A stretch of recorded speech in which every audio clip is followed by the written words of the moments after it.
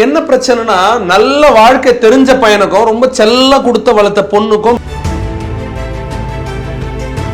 இங்க திருமண வாழ்க்கையில கொஞ்சம் பொறுமை வேணும். எப்படி வேணும் பொறுமை? ரெண்டு சந்தோஷம் தேவை. ஒண்ணு, மனசை சந்தோஷம் பண்ணும். அதுக்கு ஏன் வயநாட்டு பையன் வந்து எங்க வீட்டுல தங்கி எங்க அம்மா அப்பா பார்த்துக்கூடாது? Super, ready. இப்ப இருக்கிற ஜெனரேஷன்ல பசங்க ரெடியா இருக்கிறாங்க.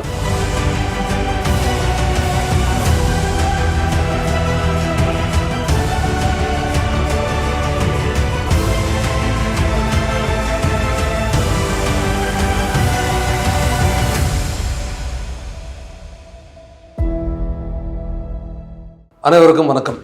கல்யாணத்துல நிறைய பேருக்கு ஆனால் எப்படின்னா லைஃப் எப்படின்னா ரன் பண்ணுறது, எனக்கு மேரேஜ் ஆக போது நான் என்ன பண்ணணும்? நான் இப்பயும் சொல்கிறேன், எல்லா ஆண் மகனுக்கும் பெண் மகளுக்கும் ஃபஸ்ட்டு ஒரு விஷயத்தை ஞாபகம் வச்சுக்கோங்க. முதல்லலாம் பொண்ணுங்க வீட்டில் 4 தங்கச்சி 2 தம்பி 3 அக்கா இருந்தாங்க. இப்போல்லாம் பொண்ணு ஒன்னே ஒன்று, கண்ணே கண்ணு. என் பொண்ணுக்காக நான் இந்த உலகத்தில் என்ன ஒன்றாலும் செய்வேன்னு சொல்லிட்டு அப்பா அம்மாங்க செல்லமாக ஊட்டி வளர்க்குறாங்க. பாதாம் கொடுக்குறாங்க, ஊட்டி ஆப்பிள் கொடுக்குறாங்க, ஊட்டிக்கே கூப்பிட்டு போயிட்டு கூட ஊட்டி ஆப்பிள் வாங்கி தராங்க, ஃபாரின் ட்ரிப்பு கூப்பிட்டு போகிறாங்க, எல்லாம் கொண்டு போகிறாங்க. அவங்க ரெடி பண்ண அவங்களுக்கு தேவை என்னென்னா, என் பொண்ணு சந்தோஷமாக இருக்கணும், என் பொண்ணு நிம்மதியாக இருக்கணும், என் பொண்ணு ஹாப்பியாக இருக்கணுன்றாங்க. பொண்ணுக்கு சமையல் தெரியாது, பொண்ணுக்கு பொறுமையாக பேச தெரியாது, பொண்ணுக்கு ஒரு பிரச்சனையை ஹேண்டில் பண்ண தெரியாது, பொண்ணுக்கு வந்து அழ தெரியும். எல்லாம் செல்லத்தை கொடுத்து நல்லா என்ன சொல்கிறது, நல்லா பேம்பர்ட் பண்ணி குழந்தைய பயங்கரமா செல்லத்தை ஊட்டி ஊட்டி வளர்த்து அதை ஒருத்தங்க தலையில கட்டி வச்சு அவன் வாழ்க்கையை சூன்யமாக்கிறாங்க நிறைய அம்மாங்க, நிறைய அப்பாங்க. ஏன் இங்க என்ன பிரச்சனைனா, நல்ல வாழ்க்கை தெரிஞ்ச பையனுக்கும் ரொம்ப செல்ல கொடுத்த வளர்த்த பொண்ணுக்கும் மேட்ச் ஆகிறதே இல்லை. அவங்களுக்கு வாழ்க்கை புரியறதில்லை, அவங்களுக்கு இரிட்டேஷன் வந்துடுது, வெறுப்பு வந்துடுது. இது ஒரு பக்கம். அதே மாதிரி இந்த பொண்ணுக்கு கல்யாணம் பண்ண வந்தோன்னா ஒரு சின்ன பிரச்சனை கூட அந்த பொண்ணுக்கு என்ன தெரியும், அழ ஆரம்பிச்சிடும், ஃபோன் பண்ணி அவங்க அம்மாட்ட பேச ஆரம்பிச்சிடும். அம்மா என்ன சொல்றாங்க, உடனே கிளம்பி வாடி, நான் இருக்கண்டி உனக்கு, அவன் கிடக்குறாண்டின்னு. ஒரே நாள்ல, ஒரே நிமிஷத்துல, ஒரே நொடியில, ஒரே க்ஷணத்துல அவருன்றவர் அவனா மாறிடுவாங்க. பொண்ணோட வாயிலையும் மாமியாரோட வாயிலையும் அவன் இவன் அவன் இவன் அவன் கிடக்குறான் இவன் கிடக்குறான், முடிஞ்சு போச்சு. இதுவும் ஆபத்து. அதே சமயம் செல்லமா வளர்ந்த பையன், எல்லாத்துக்கும் அம்மா அம்மா அம்மான்னு சொல்ற பையனும் நிம்மதி இழந்துருவாங்க பொண்ணுங்க. ஏன்னா எல்லா பொண்ணுக்குமே தான் வீட்டுக்காரு தாங்கிட்ட கொஞ்சம் டைம் ஸ்பெண்ட் பண்ணணும், தனக்கிட்ட இருந்து டெசிஷன் எடுக்கணும், தானே டெசிஷன் எடுக்கணும். எல்லாத்துக்கும் அம்மா அம்மானுக்கு என்னம்மா பண்ணுவாங்க? நீ வந்து ஃபோனில் அம்மா அம்மான்னு பேசி கல்யாணத்துக்கு அப்புறம் அம்மா அம்மான்னு பேசுகிற பிரச்சனை. அவன் ஆரம்பத்துலேருந்தே அம்மா அப்பான்னு பேசி டக்கு டக்கு டக்குன்னு எல்லாராலும் வெளியே வந்துட முடியாது. இங்கே திருமண வாழ்க்கையில் கொஞ்சம் பொறுமை வேணும். எப்படி வேணும் பொறுமை? எருமையோட பொறுமை அதிகமாக இருக்கணும். டிவோர்ஸ் வேணா, 2வது கல்யாணம் வேணாம். ஏன்னா இப்போ என்னன்னா, ஃபர்ஸ்ட் கல்யாணத்தில் நல்ல சின்ன சின்ன விஷயத்துல அவன் இவன் சொல்லி கோவப்பட்டு பிரிஞ்சு போன, செகண்ட் மேரேஜில் அடங்கி உடங்கி வாழ்றாங்க. வேணாண்டி, போன லைஃபே முடிஞ்சு போச்சு, இங்கேயாவது கொஞ்சம் வாயை மூடிட்டு இருக்கும், நமக்கு எதுக்கு வம்பு? நான் என்ன சொல்றேன், இந்த செகண்ட் மேரேஜில் போய் வாயை எல்லாத்தையும் மூடிட்டு அமைதியாக இருக்கிறது போல ஃபர்ஸ்ட் மேரேஜில் கொஞ்சம் பொறுமையை கையாண்டு ஹேண்டில் பண்ணுறதுக்கான முயற்சி எடுப்போன்ற ஒன்று. சரி, இப்போ பெண்களுக்கு என்ன தேவை? பெண்களுக்கு சம்பளம், கல்யாணத்துக்கு முன்னாடி வீட்டில் இருக்கிறவங்க பொண்ணு பார்த்து முடிக்கிறதுக்கு பணம் தேவை.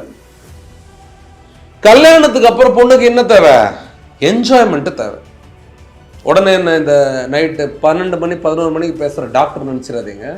நான் ரியாலிட்டியை ப்ராக்டிக்கலாக சொல்கிறேன். உண்மையாகவே அவங்களுக்கு பர்சனல் லைஃப்பில் ஹாப்பினஸ் தேவை.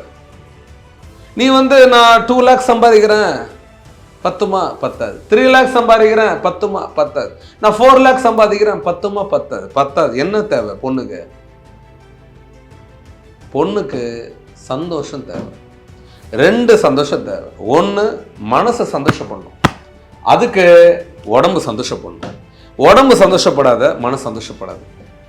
அதுக்கு என்ன பண்ணணும்? செல்ல குட்டிங்களா, இப்போத்துலேருந்தே உடலை சேஃபாக வைங்க, கட்டுக்கோப்பாக வைங்க, மனசை கண்ட்ரோல்டாக வைங்க.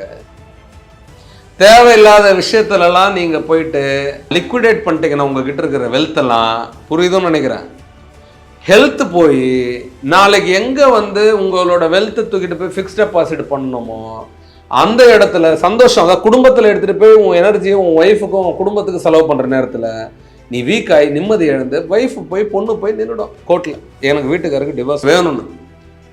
ஏன்னா இப்போ பொண்ணுங்களுக்கு பொறுமைலாம் இல்லை. உடம்பு மனசு பிரச்சனை இருக்கலாம், ஹெல்த் பிரச்சனை இருக்கலாம், அந்த பிரச்சனைலாம் வெயிட் பண்ணுறதுக்கு எந்த பொண்ணுமே தயாராக இல்லை. எடுத்தோமா கவுத்தோமா முடித்தோமா நீ ஓகேவா இல்லையா, இதில் என்னென்னா நீ ஆம்பளையாடா அப்படின்னு டைரெக்டாகவே கேட்டு போயிடுறாங்க நிறைய பொண்ணு. அண்ணா நான் இப்படி தூக்கி வாரி போடுறேன், நான் இப்போயே சொல்கிறேன், ஒன்று கல்யாணம் பண்ணிக்காத, உன்னால் பார்த்துக்க முடியாது அப்படின்னா உன் மரியாதை இல்லை. கல்யாணம் பண்ண போகிற அப்படின்னா உனக்கு தெரிஞ்சிருக்கணும் குதிரை சவாரி, யானை சவாரி, என்ன சொல்கிறது, மலையேற சவாரி. எதுக்கு இதெல்லாம் சொல்கிறேன்னா ரொம்ப டஃப்பான வேலைக்கெல்லாம் நீ ரெடியாக இருக்கணும். கல்யாணம் வந்து பொண்டாட்டி ஹேண்டில் பண்ணுறது சும்மாலாம் இல்லை. ஒரு 100 குதிரையை வாங்கி ஹேண்டில் பண்ணுற மாதிரி ஒரு ஒய்ஃபை ஹேண்டில் பண்ணுறது. இமோஷனலாக நிறைய பிரச்சனைகள் வரும் அவங்களுக்கு, சைக்கலாஜிக்கலாக வரும், கோவப்படுவாங்க, திட்டுவாங்க, அன்பா பேசுவாங்க, எல்லாமே இருக்கும். முன்னாடிலாம் வாயை மூடிக்கிட்டு பொண்ணுங்க இருந்துச்சு, ஓகேங்க ஓகேங்க ஓகேங்க. இப்போ அப்படிலாம் இல்லை. என்ன ஓகே நாங்க என்ன அப்படி ஆயிடுச்சு. அடுத்த வர போகிற ஜென்ரேஷன்லாம் எப்படி மாறும்னு தெரியாது. ஏன்னா அங்கே ஒரு பையன் இங்கே ஒரு பொண்ணு, ஆணும் பெண்ணும் சமம். நான் என்ன உன்னோட அடிமையா? நான் இப்பயும் சொல்றேங்க, அடிமைக்கெல்லாம் இடமே இல்லை. யாரோ ஒருத்தர் விட்டு கொடுங்க. ஆம்பளை ஜெயிக்கணும்னா ஆம்பளை விட்டு கொடு, பொம்பளை ஜெயிக்கணும் பொம்பளை விட்டு கொடு. குடும்பம் தோக்கணும்னா 2 பேருமே விட்டு கொடுக்காதீங்க, குடும்பம் தோத்துறோம். குழந்தை பெற்றுட்டு விட்டுட்டு போயிடுறான் ஆம்பளை, ஏன்னு தெரில. கல்யாணம் குழந்தை குத்துட்டு இன்னொருத்தையோட ஓடி இன்னொருத்தரோட போய் குடும்பம் நடத்துறான், எதுக்குன்னு தெரியல. வெறும் எனர்ஜி மட்டும் இருந்து வாழ்க்கையில வந்து வேற அறிவு இல்லைன்னா தோத்துருவார்.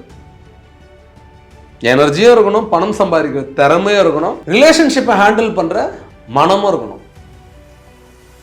புரிஞ்சிச்சா இல்லையா? இது புரியல அப்படின்னா கல்யாணம் பண்ணாத. அதே மாதிரி எல்லா பொண்ணுங்களுக்கும் சொல்றேன், லாங் டைம்ல எது உனக்கு நிம்மதின்னு பார்த்தனா உன் கணவரோட நிம்மதியா இருக்கிறதான் இரு. ஒரு லெவலுக்கு மேலே வயசாகிற டைமில் வந்து உங்கள் அம்மா அப்பாவுக்கு சப்போர்ட் பண்ணு. ஆனால் இப்போவே அம்மா அப்பாவுக்கு சப்போர்ட் பண்ணணும்னு நினச்சேன்னா வயசாகிற வரைக்கும் உன் குடும்பம் தனியாக தான் நிற்கும், நீ தனியாக தான் நிற்ப, பார்த்துக்கணும். ஏன் வயநாட்டு பையன் வந்து எங்கள் வீட்டில் தங்கி எங்கள் அம்மா அப்பாவை பார்த்துக்கூடாது? Super, ready. இப்போ இருக்கிற ஜென்ரேஷனில் பசங்க ரெடியாக இருக்கிறாங்க, மாதம் சம்பளம் மட்டும் கொடுத்துக்கணும். அப்போ கேர்ள்ஸுக்கு வந்து சம்பளமே தராத நீங்கள் வச்சுருக்கீங்க. எங்கே சம்பளம் தரல? ஆரம்பத்தில் இன்னும் வரைக்கும் நான் சொல்கிறேன், ஒய்ஃபுக்காக செலவு பண்ணுற ஹஸ்பண்ட் என்றைக்குமே கணக்கு பார்த்தது இல்லை நிறைய ஹஸ்பண்ட்ஸ். ஸோ இது வந்து ஒரு குடும்பத்தை கிரியேட் பண்ணுறதுக்காக இந்த மாதிரி ஒரு சோஷியல் சிஸ்டமை கிரியேட் பண்ணியிருக்காங்களே தவிர பெண்களை அடிமைப்படுத்துகிற மாதிரி இல்லை என்னை பொறுத்த வரைக்கும். எஸ், உத்தரப்பிரதேஷில் நிறைய, நார்த் இந்தியனில் நிறைய கிராமங்களில் பெண்களை இன்னும் கொடுமை பண்ணுறாங்க, இன்னும் பண்ணுறாங்க. அந்த மாதிரி ஆட்களுக்கெல்லாம் தமிழ்நாடு பொண்ணுங்க போனவங்க மருமகளா, பெங்களூர் பொண்ணுங்க போனவங்க மருமகளா, நல்ல வாழ்க்கையை நல்ல என்ன ஏது நல்லது கெட்டதெல்லாம் சொல்லி கொடுத்துட்டு வருவாங்க. அந்த மாதிரி மாமியார்களுக்கும் மாமனாருக்கும் மாப்பிள்ளைங்களுக்கும் ஃபைன். இப்போ என்ன தாண்டா சொல்லுவார், நான் இப்போயும் சொல்கிறேன், உன் தலை விதி. உனக்கு நல்ல பையனாக கிடச்சிட்டானா சூப்பர், நல்ல பொண்ணை கிடச்சா சூப்பர், இல்லை உனக்கு நேரம் சரியில்லைனா வச்சு செய்யும் உன் கல்யாண வாழ்க்கை. நன்றி, வணக்கம்.